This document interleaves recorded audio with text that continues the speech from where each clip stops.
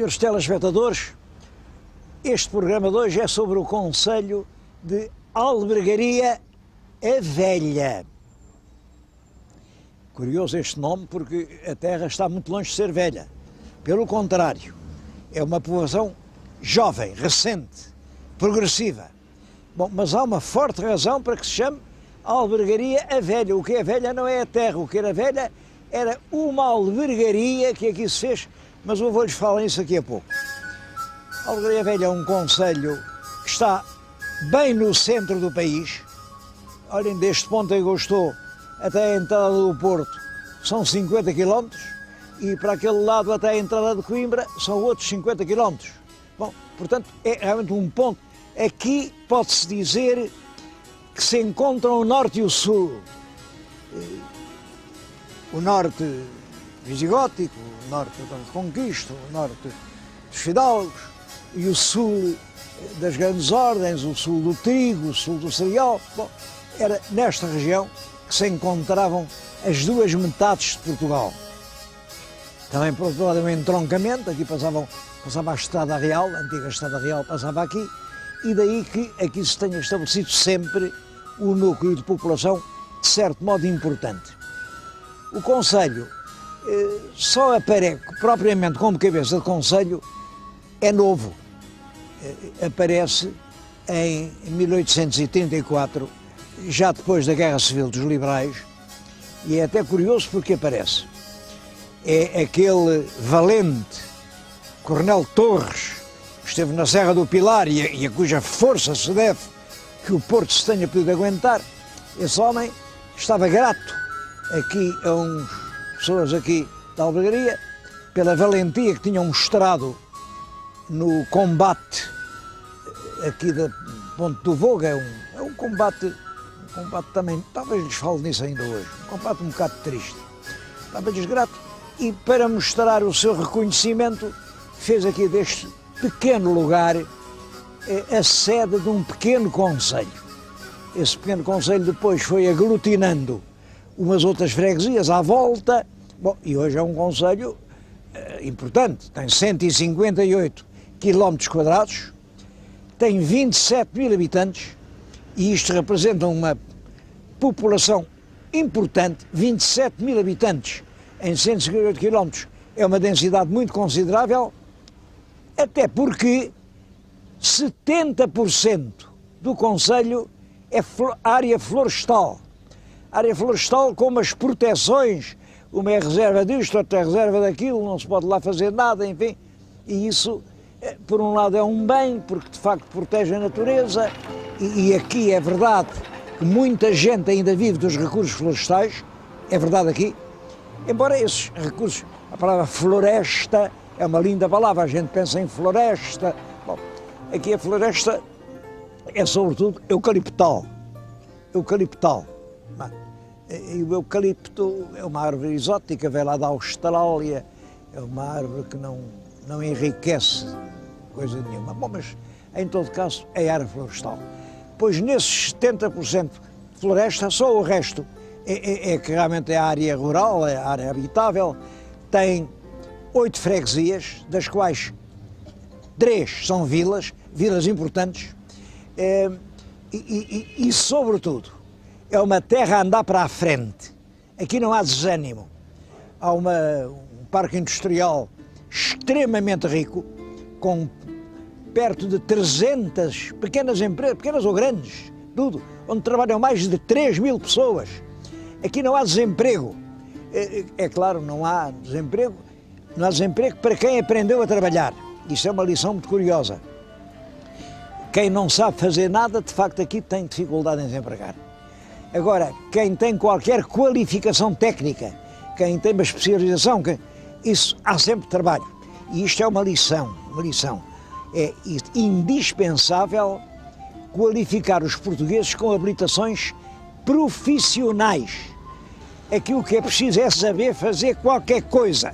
Bom, aqui quem tem alguma habilitação profissional não tem desemprego, porque há atividades industriais de muitos ramos, a metalurgia, a madeira, a cerâmica, há aqui imensas coisas sob esse aspecto, é uma terra modelo. Bom, mas eu tinha prometido que lhes falava nas razões porque isto se chama Albergaria a Velha. E a melhor maneira de explicar isso é entrar ali em frente. Estão a ver ali o edifício da Câmara. Aquele edifício é engraçado porque muitas câmaras municipais têm aquela silhueta. Aquilo é de 1890.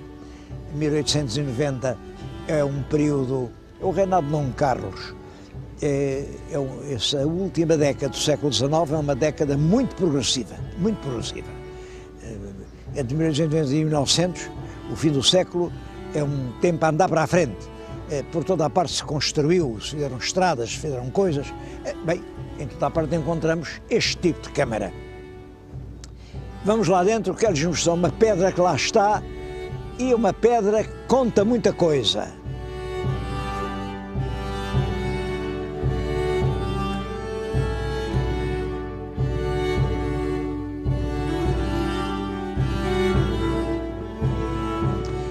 A pedra histórica é esta. Eu acho que conseguem ler perfeitamente. A albergaria de pobres e passageiros da Rainha Dona Tareia, com 4 camas e 2 enxergões e esteiras, lume, água, sal, fogo e cavalgaduras e esmola e ovos ou frangos aos doentes. Bom, esta pedra é muito bonita, como veem. Acho que quem construiu este edifício fez muito bem, que pôs aqui a pedra logo na escadaria nobre da Câmara, porque foi efetivamente esta albergaria da Rainha Dona Teresa que deu nome à terra e é uma das mais antigas albergarias que se instituíram em Portugal.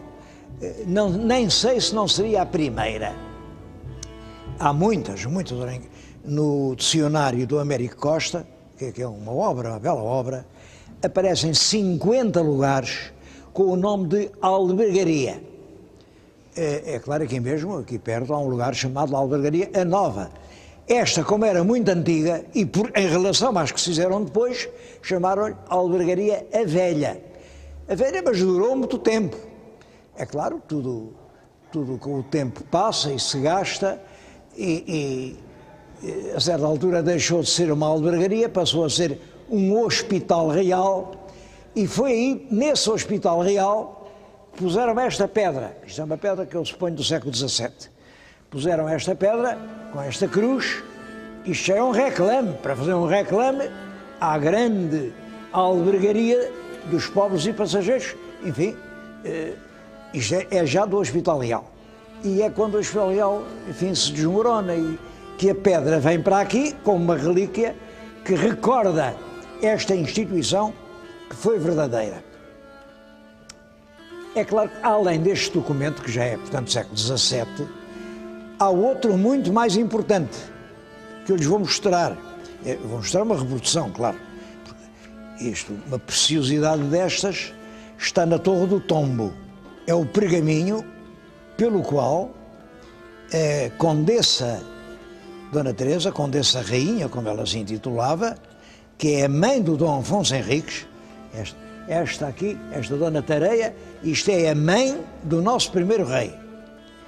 E neste documento, ela institui aqui uma albergaria, encarrega dela um fidalgo, Gonçalo Eris, e estabelece um coto. Ela marca muito bem os limites e hoje, até neste livro, este livro é muito bem feito. É o livro de uma professora, Dona Maria Alegria Marques, professora da Universidade de Coimbra, e é um livro exemplar de rigor, de boa informação, de clareza de exposição. Eu não estou habituado a ver trabalhos tão bons. Portanto, os meus parabéns a quem o fez e a quem o mandou editar. Ela conseguiu reconstituir aqui o que era o coto dado ao Gonçalo Iris para poder manter a albergaria. Devo-lhes dizer que isto, olhem, daqui a aqui são cerca de 7 quilómetros. Daqui a aqui, está aqui a escala, daqui a aqui podem ser uns 5 ou 6. Portanto, isto é cerca de 30 quilómetros quadrados. Isto pertencia ao Gonçalo Iris, em troca de ele, juntamente com a Condessa Rainha, ir fazer aqui a albergaria destinada aos pobres. Aos pobres? Não é aos pobres, era aos viandantes. Bem, recordo que nesta altura as pessoas eram todas muito religiosas e que uma das obras de misericórdia é dar pousada aos peregrinos. Não havia segurança nas estradas, a viagem era um suplício, as pessoas chegavam aqui esgotadas, cansadas. Imaginem quem fosse realmente de Coimbra para o Porto, andava 100 quilómetros e quando chegava aqui, a meio do caminho, vinha esgotado e precisava de todo em todo de um teto para dormir. E também a albergaria o que dava era pouco mais do que isso. Era um chão com palha, esta agora é das camas e dos enxergões, das esteiras, tudo isto eram modernices. Era um chão com palha, onde as pessoas dormiam, e sal, realmente davam sal para a pessoa poder cozinhar qualquer coisa. Essa ideia de dar pousada aos peregrinos que iam a Compostela ou iam a santuários, as améis, quer dizer, condutores, azamel vem de azémula, portanto, o azamel eram homens que conduziam récuas de animais com cargas, e tinham que pousar em algum sítio, era preciso dar-lhes, enfim, era uma obra de misericórdia, portanto, que Deus agradecia, era um serviço prestado a Deus, ajudar os peregrinos. E é isso que faz a Rainha Dona Teresa, mãe do nosso Dom Afonso Henriques, quando governa o condado portucalense, e ela dá isto no ano de 1117.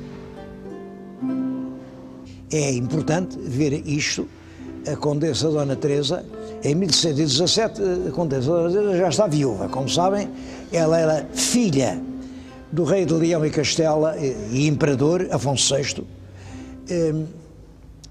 tinha uma outra irmã, a Dona Urraca, também filha do imperador, e o imperador casou a Dona Urraca, que era a mais velha, com o conde Dom Raimundo, e deu-lhe o condado da Galiza, e casou esta com o conde Dom Henrique, e deu-lhe o condado portucalense.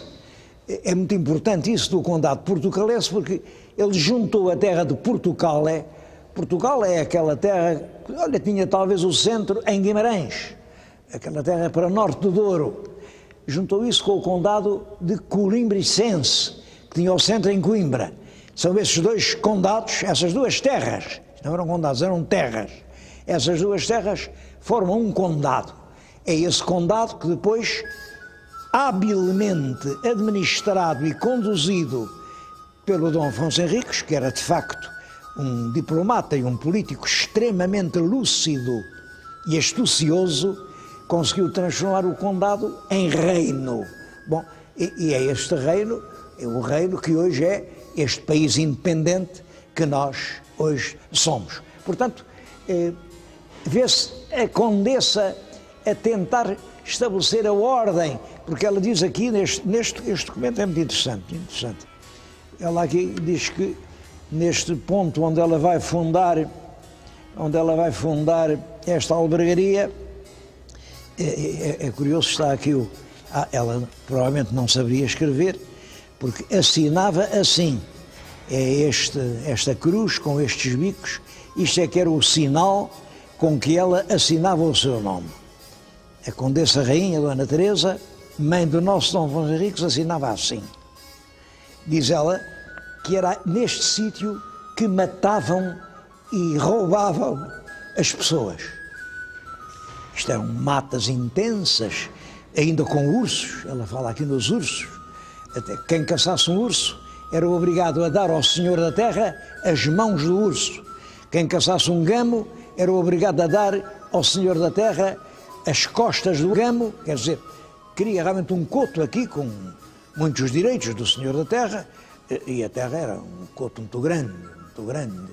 Bom, pois isto, uma terra com ursos, com ladrões, com assassinos, é um pouco para organizar a vida e permitir aqui a passagem das récuas de Almocreves e dos peregrinos de Compostela, que a Condessa Rainha cria esta albergaria, que por ser a primeira foi chamada mais tarde Albergaria a Velha. Bom, e a terra hoje, que é uma terra nova e anda para o futuro, tem muito orgulho em se continuar a chamar Albergaria a Velha, apesar de ser, como vamos ver já a seguir, uma cidade cheia de juventude.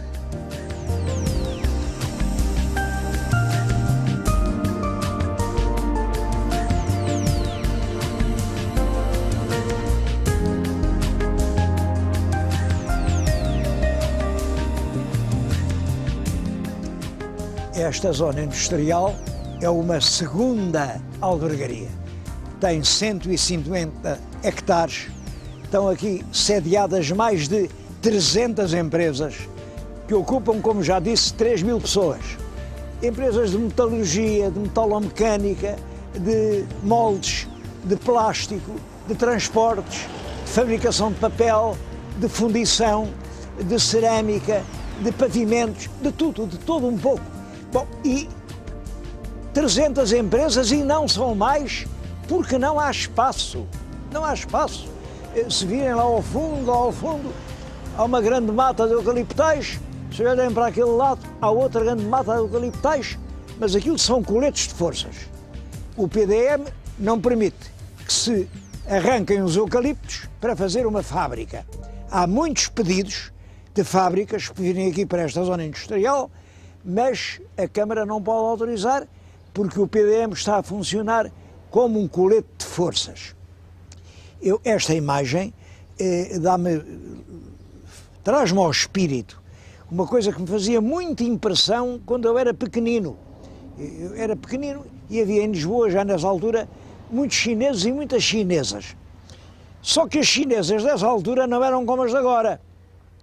Tinham uns sapatos, um sapato chinês era assim deste tamanho, e o pé tinha de caber dentro do sapato. É claro, eram uns pés monstruosos, porque aquilo era apertado, eram assim uns cotos, pareciam quase patas de animais, porque os chineses entendiam que os pés deviam de obedecer ao sapato, ao contrário de nós ocidentais, que entendemos que é o sapato que deve obedecer ao pé. Para um pé grande, sapato grande, para um pé pequeno, sapato pequeno. Elas não. O sapato era sempre aquela coisa, e coitaditas eram monstruosas, andavam sobre cotos. Faz-me lembrar muito esta situação destes PDMs que não deixam crescer as povoações, que atrofiam e asfixiam os parques industriais e que, enfim, não deixam o país nas zonas que revelam força, coragem, vitalidade, vontade de crescer. Não, o PDM não deixa. Bom, isto preocupa-me muito, acho que é um problema a rever com urgência, esse problema dos PDMs. Este país agora só tem este palmo que vai do Algarve ao Minho, já não tem outros mundos pelos quais se estenda. Tudo isto tem que ser aproveitado. Esta é a terra que nós temos, não temos nenhuma outra.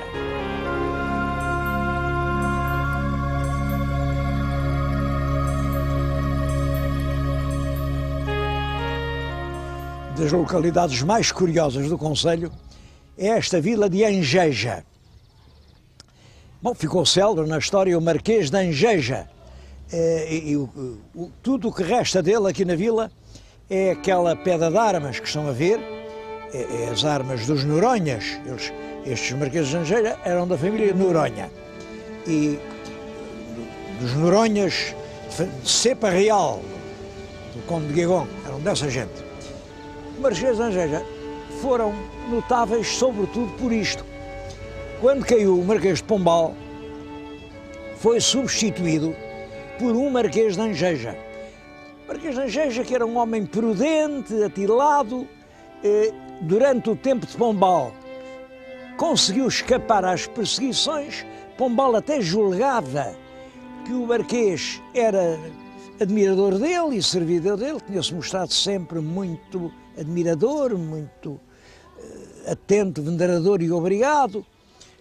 Mas é claro, o Marquês enganou-se, porque quando a Rainha Dona Maria manda embora Pombal, e ele vai para Pombal, coitado, exilado, é este Marquês de Angeja quem vai para o governo. Já é o quinto ou sexto Marquês, já havia vários Marqueses de Angeja antes dele. Vai para o governo e acha que está tudo mal. É certo que quando Pombal abandona o governo estávamos numa época de crise, mas eles atribuíam isso, a culpa é do Pombal. Se há crise, a crise é do Pombal. Há uma grande tendência em Portugal em explicar as situações difíceis pelos homens. As pessoas não reparam que os políticos são apenas uma espécie de ponteiros do relógio. Por detrás do ponteiro há uma maquinaria e é essa maquinaria que faz andar o ponteiro. Essa maquinaria são as forças económicas, são os interesses sociais, são as conjunturas internacionais. É um conjunto de forças que escapam completamente ao poder dos homens que governam. Por isso, mas enfim, é mais simples dizer, corre mal, a culpa é do ministro. De facto, quando Pombal se vai embora, isto estava numa recessão, a culpa era fundamentalmente de que tinham deixado de chegar a Portugal os quintos do Brasil, do ouro do Brasil, e nós tínhamos habituado a viver à custa desse dinheiro que vinha de fora, que não custava nada, e quando isso faltou, é claro, isto entrou em crise. Portanto, veio o Marquês de Angeja e resolve, vamos fazer uma política oposta. E para tudo quanto o Pombal estava a fazer. Faz tudo ao contrário. Chegou a parar as obras de reconstrução de Lisboa, que aliás estavam muito atrasadas. Quando Pombal morreu, estavam muito atrasadas. No Terreiro de Paço, só um dos lados é que estava feito. Bom, depois o Marquês de Angeja acaba tudo. E é isso que origina um ditado que ficou na história. O povo dizia, afinal, mal por mal, antes Pombal. É a lição de que, efetivamente, quando as coisas correm mal, é preciso não ser simplista. É preciso que cada governo não diga a culpa foi do outro. Não. A culpa é da estrutura pela qual somos todos os responsáveis. Quando uma coisa corre mal, somos todos, e eu não faço exceção, somos todos nós os culpados. Aqui a Terra tem uma história muito interessante por uma razão. Isto ainda fica a mais de uma légua de Aveiro. Pois bem, isto no século XII era um porto de mar. Havia aqui o Voga, fazia um grande estuário, perto de 1 quilómetro de largo, portanto era por aqui. Isto alterava completamente a fisionomia da região, completamente. E aqui era o porto, era aqui que vinham os barcos. É possível que fosse mesmo por aqui a forma mais simples. Os navios que vinham do norte para o sul entravam aqui, paravam aqui. Havia aqui certamente uma fonte junto à qual fariam aguada e isso é que dava a importância à Angeja. Claro, depois o porto assoreou. Aqui perto, há aqui uma região ainda que chama o Areal, há aqui um lago, uma região, uma pateira porque tinha muitos patos, mas ainda por vezes, quando há cheias, aquilo se alaga completamente. Tudo isto mostra as profundas modificações do litoral português.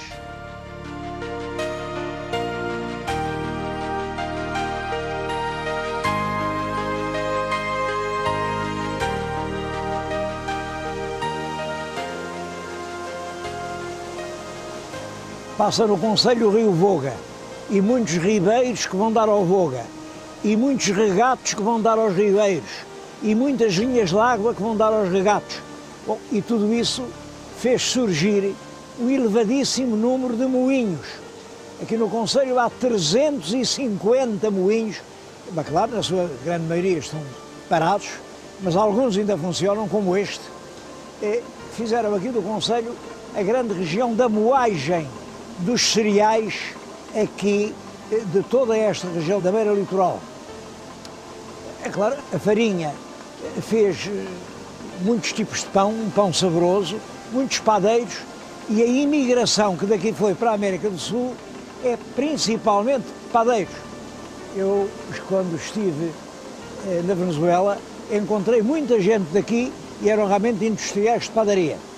Tudo isso está ligado com estes moinhos aqui do Vale do Voga.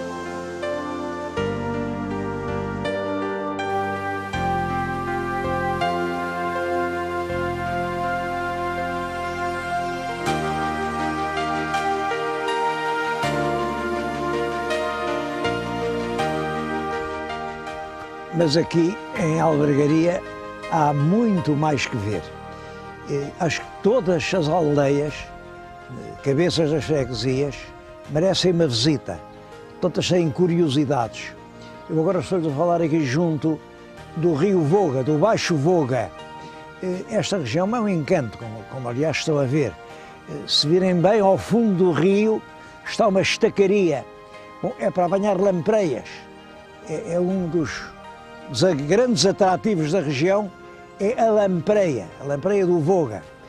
Aqui pesca-se também muito a enguia. A caldeirada de enguias é aqui um dos pratos favoritos de Angeja. Tudo isto merece realmente uma visita e o senhor telespectador não deixe de vir até cá. Vai conhecer uma das mais progressivas, uma das mais encorajantes regiões portuguesas.